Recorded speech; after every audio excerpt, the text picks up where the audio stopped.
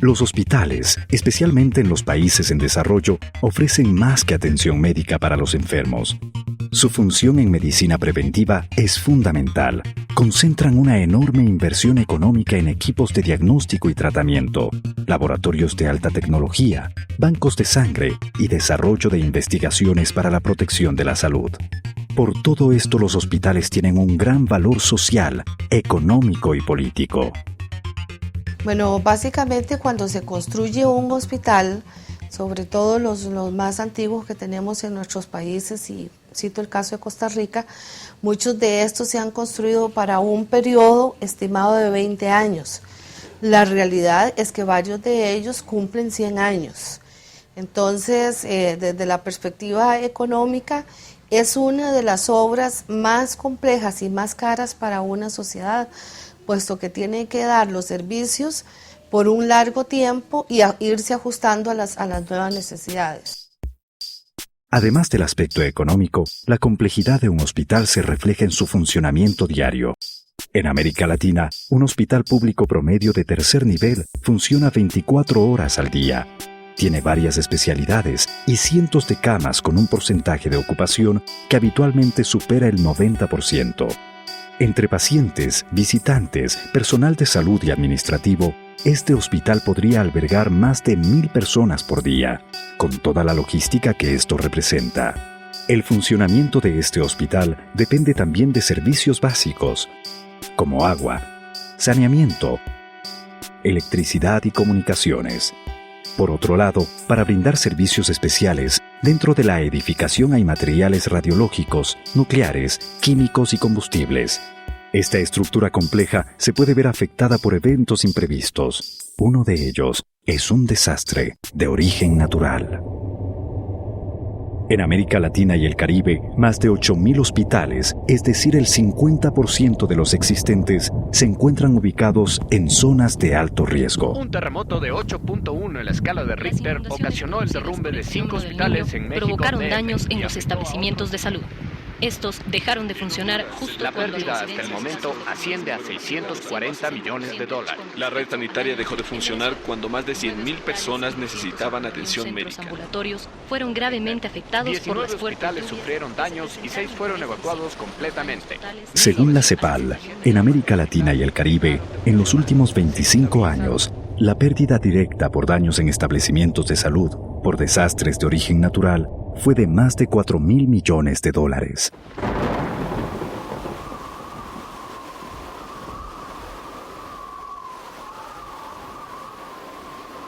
Cuando ocurre un desastre, la pérdida de un hospital afecta gravemente a las comunidades, mucho más en los países en desarrollo.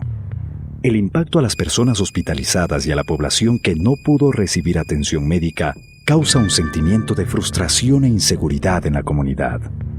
Estos sentimientos trascienden al desastre y se convierten en ira y enojo, cuando la población exige a sus líderes políticos atención médica y recursos económicos.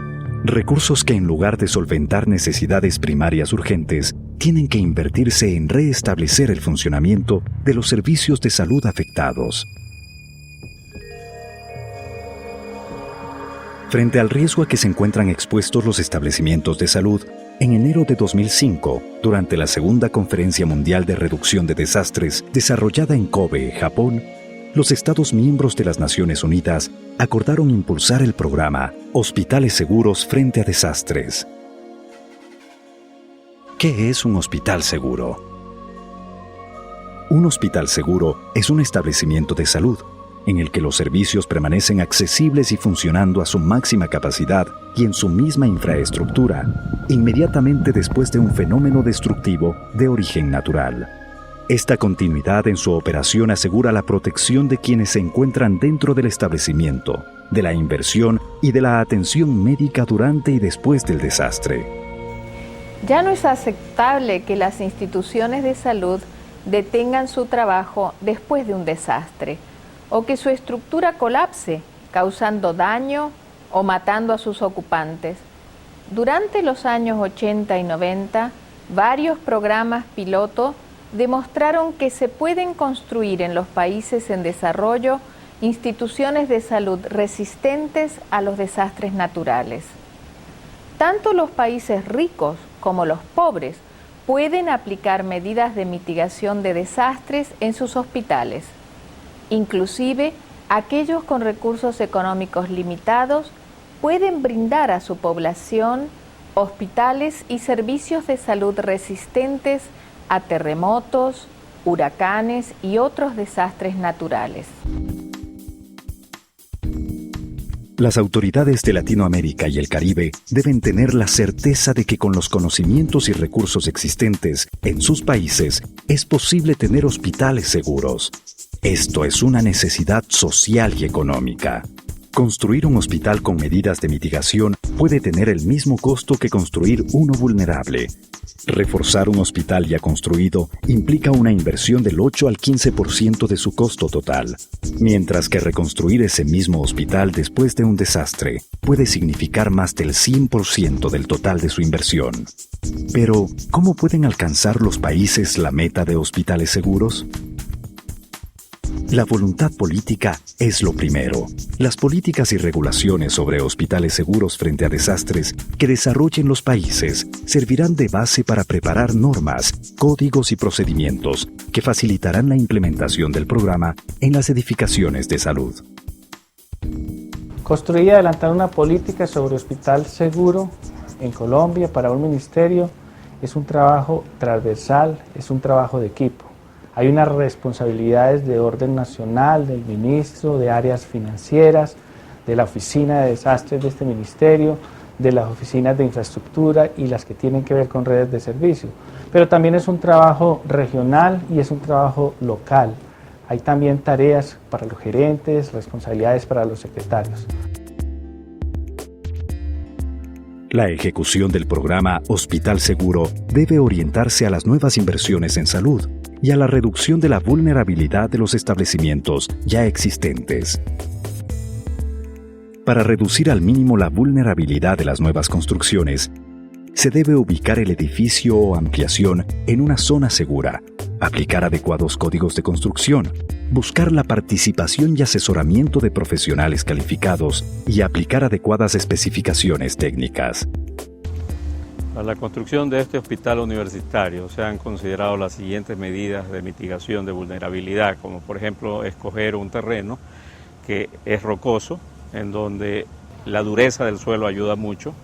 Por otro lado, el diseño estructural es un diseño mucho más exigente que para un edificio de departamento. También existen en la construcción misma, en los interiores, válvulas de corte de flujo de oxígeno, de gases médicos, de vapor, etcétera, de todo aquello que en un determinado momento pueda romperse y pueda provocar un daño mayor. Todas estas medidas disminuyen tremendamente la vulnerabilidad, porque debemos recordar que un edificio de un hospital, aparte de su alto costo por la complejidad del mismo, es un edificio que tiene que permanecer operando en el momento de un desastre muy grande. En el caso de los establecimientos existentes, se requiere de un análisis de recursos y funcionalidad de la red de salud correspondiente, a fin de implementar medidas de mitigación en los establecimientos que resulten prioritarios. Estas medidas deben garantizar la continuidad en los servicios básicos, proteger el equipamiento e insumos médicos y asegurar elementos arquitectónicos.